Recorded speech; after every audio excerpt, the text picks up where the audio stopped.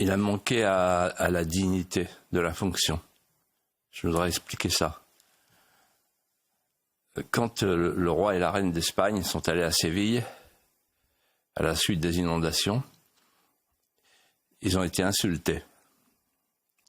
Ils sont restés roides. Ils sont restés dignes. Ils n'ont pas répondu. Ils se sont fait cracher dessus. Et ils sont revenus, ils ont été acclamés. Ils n'ont pas parlé. Parce que dans ces moments-là, tout mot est un mot de trop. Et en fait, beaucoup de téléspectateurs ou d'auditeurs peuvent se dire « Oui, mais il a été intrépide, il a été téméraire, il a affronté. » Et c'est vrai qu'il faut reconnaître qu'il a un culot, une audace, un courage. Il affronte. Mais c'est pas comme ça qu'il faut voir le problème. C'est qu'on a une foule de gens désespérés qui disent de l'eau, de l'eau, de l'eau. La plupart d'entre eux ne savent pas où sont leurs parents, peut-être sous les décombres. Et ils voient arriver le président de la République. D'abord, le président de la République, il n'est pas en bras de chemise, je suis désolé, mais il doit rester dans une tenue qui honore ses interlocuteurs. Et ensuite, cette manière qu'il a, que notait d'ailleurs Georges Fenech hier chez Pascal Praud, en rappelant les Gilets jaunes avec le grand débat, où il explique, voilà ce que c'est que la France, sous-entendu, vous n'y connaissez rien, je vais vous expliquer.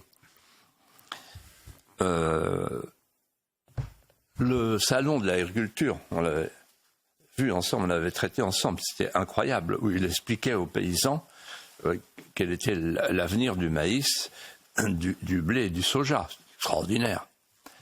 Avec une dextérité et une logorée chronique qui est presque maladive. Et du coup, je pense que, alors quand il accuse les gens du Front National de critiquer la France, mais c'est absurde, ce qu'on a vu, c'est que c'est lui qui a dit vous avez de la chance d'être en France. Mais cette phrase-là, vous la comprenez ? Ça veut dire, est-ce qu'il aurait dit ça à Paris, un beau Parisien, de la Macronie, de l'avenue Foch ? Vous avez de la chance d'être en France, vous, les Parisiens. Non, il ne dira jamais ça. Et donc, en fait, il y a un petit mépris, là, post-colonial. Et de même que quand il dit, à un autre moment, sauf erreur de ma part, il dit c'est pas moi le cyclone, mais c'est pas ce qu'on lui demande. Ce qu'on demande au président de la République, c'est de venir soigner la plaie et donc d'être silencieux. Seul le silence est grand, tout le reste est faiblesse.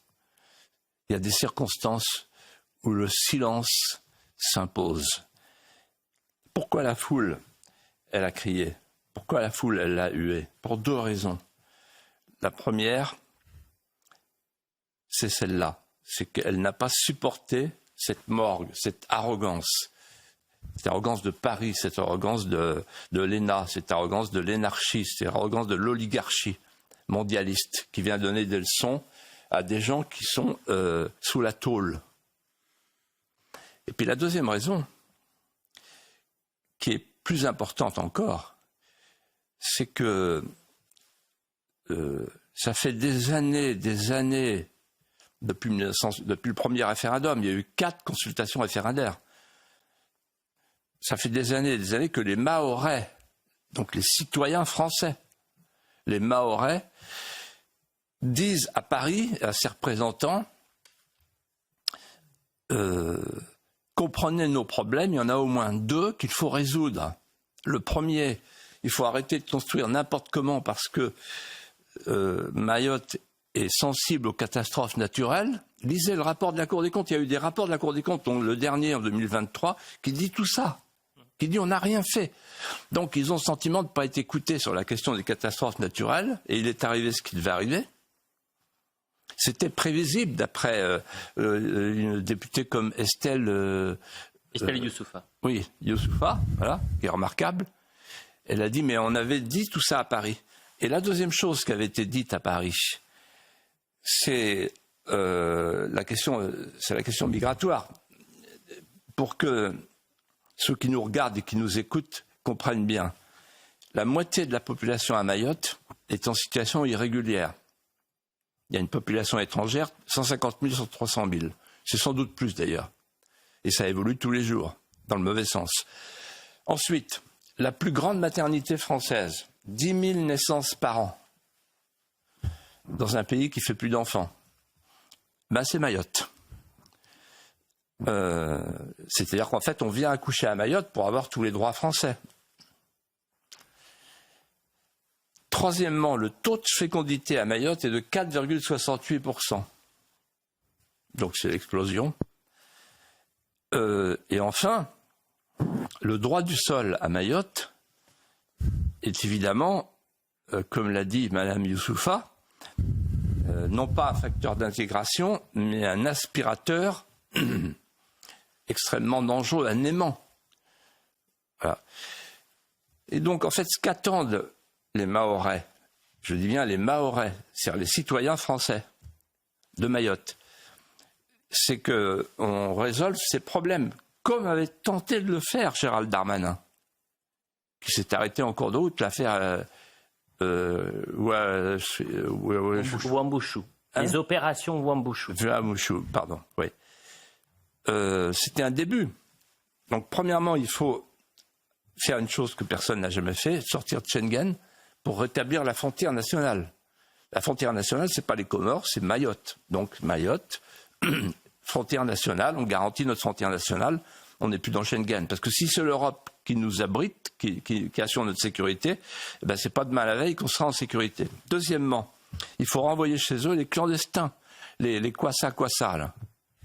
Qui arrivent des Comores, il faut les renvoyer. Troisièmement, il faut suspendre le droit du sol. Quatrièmement, il faut mettre fin à l'aide internationale au gouvernement comorien. En 2019, j'ai regardé le chiffre, depuis, je ne sais pas, je n'ai pas trouvé, mais c'était une somme considérable, 190 millions d'euros pour le gouvernement comorien. On finance le gouvernement comorien, nous, la France. Alors que le gouvernement comorien nous envoie les Kwassa et même les fabrique. C'est-à-dire les bateaux de fortune, les embarcations de fortune. Et puis, il faut suspendre le droit du sol. Et je vais vous dire une chose. Ce que disent les gens... Moi, j'ai un ami mahorais. Vous savez ce qu'il m'a dit ce matin? Je l'ai eu au téléphone. Il m'a dit, regardez bien Mayotte, c'est la France dans 15 ans. C'est-à-dire que si vous ne voulez pas résoudre votre problème d'immigration en France pour l'ensemble du territoire national, il arrivera pour le territoire dans son entier ce qui arrive sur une partie du territoire.